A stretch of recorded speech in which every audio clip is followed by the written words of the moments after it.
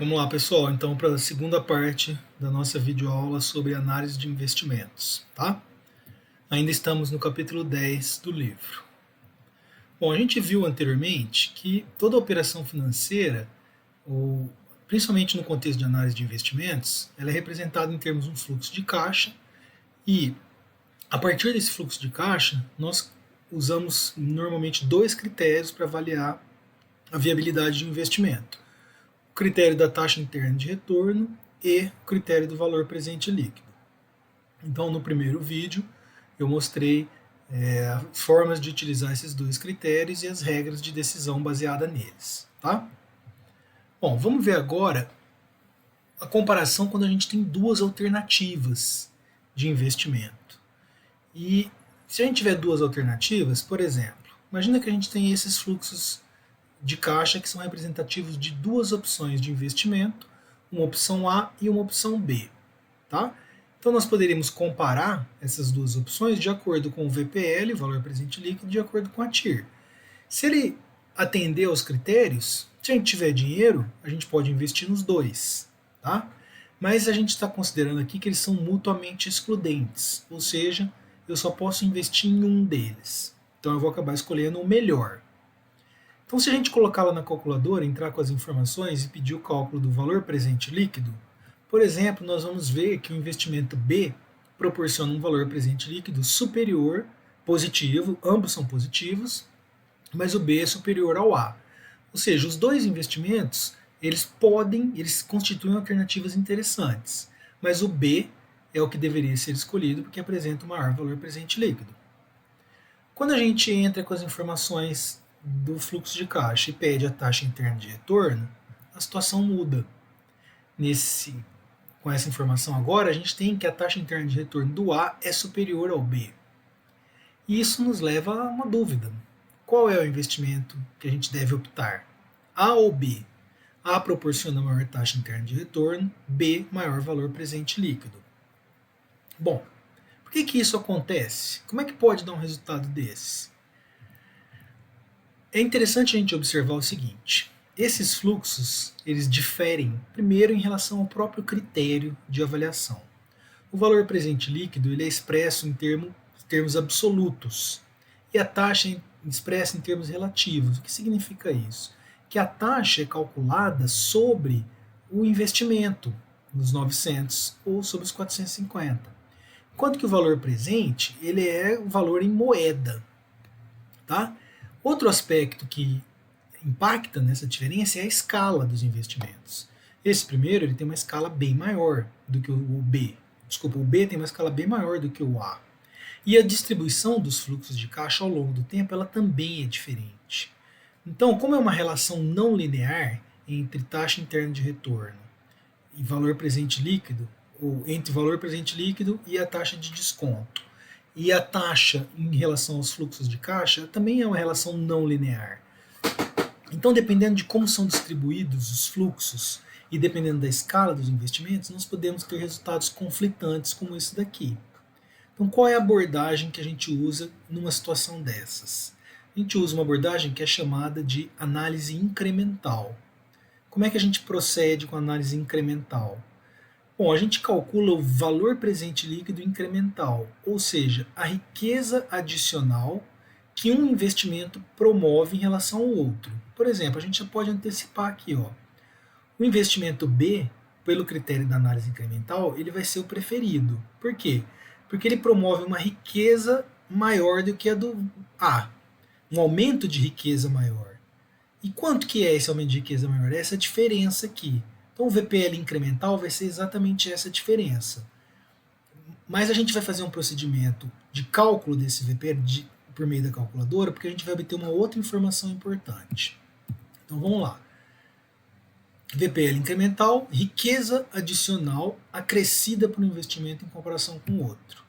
E nós vamos querer calcular também a TIR incremental, que é a taxa de juros, a taxa mínima de atratividade, que torna os dois investimentos equivalentes.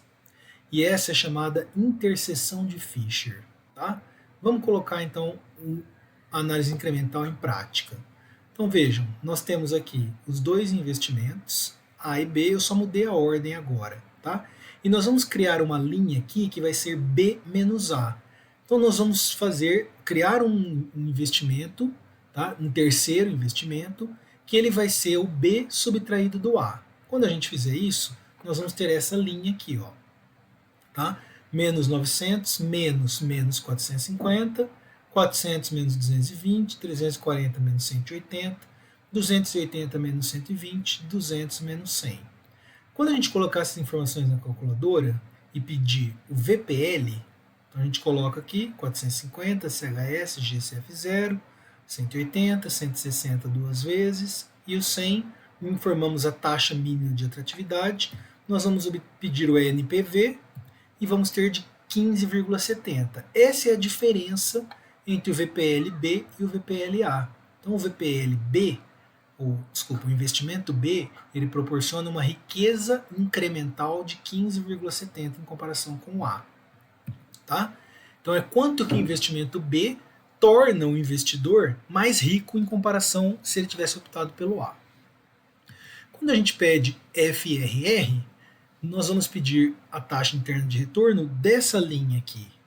E ela vai dar 13,79. Essa é a interseção de Fisher. Tá? E o que ela representa? Se a gente colocar no gráfico, vai ficar mais fácil da gente ver. Tá? Como é que eu construí esse gráfico? Eu vou ensinar depois vocês a construírem esse gráfico. Mas como que ele foi construído? Eu peguei esses fluxos de caixa, B, A e o B menos A, e pedi para o Excel calcular o valor presente líquido desses fluxos de caixa para diferentes taxas de retorno, taxas mínimas de atratividade. 10%, 11%, 12%, 13% e assim por diante. E aí ele criou uma tabela e pediu o gráfico. Então vamos interpretar o que representa essas informações desse gráfico. Tá? Então só relembrando aqui, ó, o investimento A tem uma taxa interna de retorno de 16,7, o B de 15,2. Se nós viermos aqui no gráfico, nós vamos ver aqui, ó, investimento A tem uma TIR que torna o VPL 0 aqui, certo? Investimento B, uma TIR que torna o VPL 0 aqui, menor, tá certo? Então vamos ver as informações que esse gráfico mostra para a gente. No ponto em que o VPL é 0, ele nos dá a taxa interna de retorno do B. No ponto em que o VPL do A é 0, nós temos a taxa interna de retorno do A.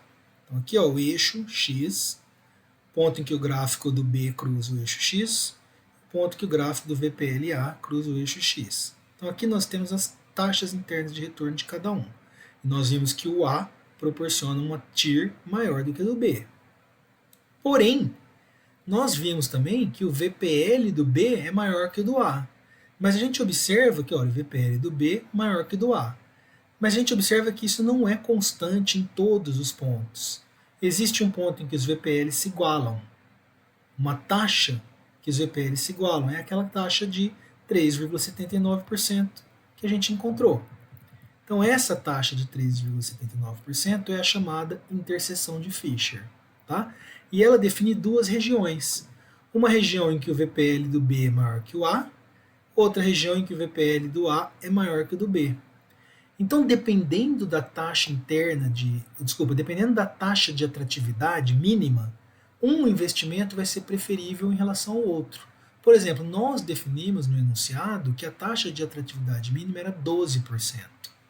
Para essa taxa de atratividade, os dois investimentos são interessantes, porque dão um VPL positivo, mas o B é mais interessante porque dá um VPL maior.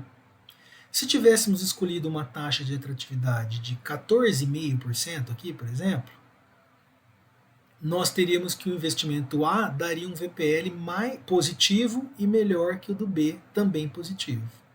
Se tivéssemos definido uma taxa de atratividade de 18%, nenhum dos investimentos seria interessante. Tá? Então, a interseção de Fisher, ela define o ponto em que os VPLs são iguais. E pelo nosso critério de decisão, usando a interseção de Fisher, nós temos duas regiões. Para aquela situação daquele investimento, nós escolheremos B se a taxa mínima de atratividade for menor que 13,79%, que é essa região aqui. Se ela for igual a 13,79%, tanto A quanto B são equivalentes. E se a taxa for maior que 13,79 e menor que 16,71, que é esse ponto aqui, então maior do que 13,79, menor do que 16,71. Nessa região, o investimento A é preferível. Tá? E se a taxa mínima de atratividade for maior que 16,71, nenhum deles é recomendado. Tá? Como é que a gente constrói um gráfico desse no Excel? E aproveitando, como é que a gente calcula VPL e TIR no Excel?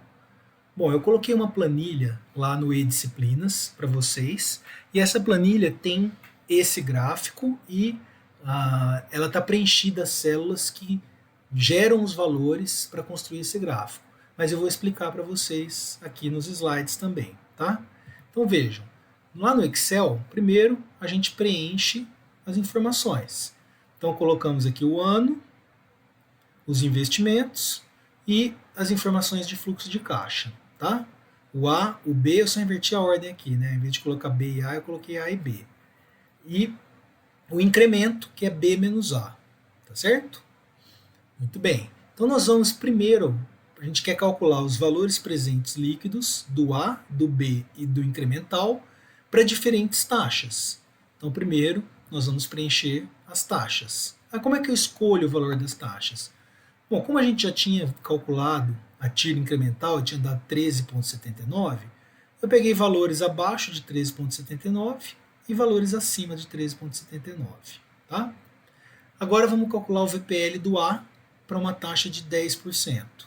Então a gente insere a função igual VPL, E9 aqui é a taxa, a série de fluxos, tá aqui, e aí eu multipliquei por 1 mais a taxa. Por que eu fiz isso? Porque o Excel ele tem uma particularidade, eu não sei explicar porquê, eu diria que é um erro, mas certamente deve ter uma razão para isso. Quando eu peço o VPL dessa série aqui, ele não calcula esse VPL na data zero, ele calcula numa data anterior, exatamente um período anterior ao primeiro valor da série. Então ele calcularia o VPL no menos 1. Para eu obter esse valor na data zero, então eu multiplico por 1 mais a taxa. Tá? Não sei por que é assim, mas se não fizer assim, o resultado dá errado. Então eu calculo o VPL dessa série e multiplico por 1 mais a taxa para achar esse valor na data zero. Fiz isso. Então o VPL do projeto A, do investimento A uma taxa de 10%, dá 57,22. Eu copio e colo aqui nas demais células e eu vou ter a série do VPL para diferentes taxas para o projeto A. Faço a mesma coisa para o projeto B. Tá? Insiro a função igual VPL, a taxa aqui, a série de pagamentos, a série de entradas e saídas, multiplico por 1 mais a taxa para que ele fique na data zero. 91,60. E vocês veem que os resultados estão certos, porque para a nossa taxa de 12%, que é do exercício que a gente tinha calculado, está batendo aqui os valores com o que a gente fez na calculadora. Desculpa. Faço a mesma coisa com o VPL incremental e copio, e agora eu tenho então a série e eu posso fazer um gráfico com isso. Antes de fazer o gráfico, entretanto, eu vou calcular o VPL aqui para a taxa do exercício de 12%. Tá? Então vejam, VPL 0,12 é a taxa, então eu entrei manualmente com a taxa, com a série de pagamentos de B3 a F3 e multipliquei por 1,12 para atualizar para a data zero, capitalizar no caso. Deu 38,89, que é exatamente igual aqui. Ó. Fiz a mesma coisa com os outros, então eu tenho aqui tanto o VPL do A, o VPL do B e o VPL incremental. Faço a mesma coisa com a TIR, agora eu vou calcular a TIR, apesar de não parecer, eu estou nessa célula aqui. Então a TIR não precisa fazer nenhuma maracutaia, é só eu entrar lá igual TIR e selecionar as células que compõem os fluxos de caixa. Então a TIR do primeiro investimento, 16,71, que a gente já sabia, do segundo, 15,21, e o VPL incremental, 13,79.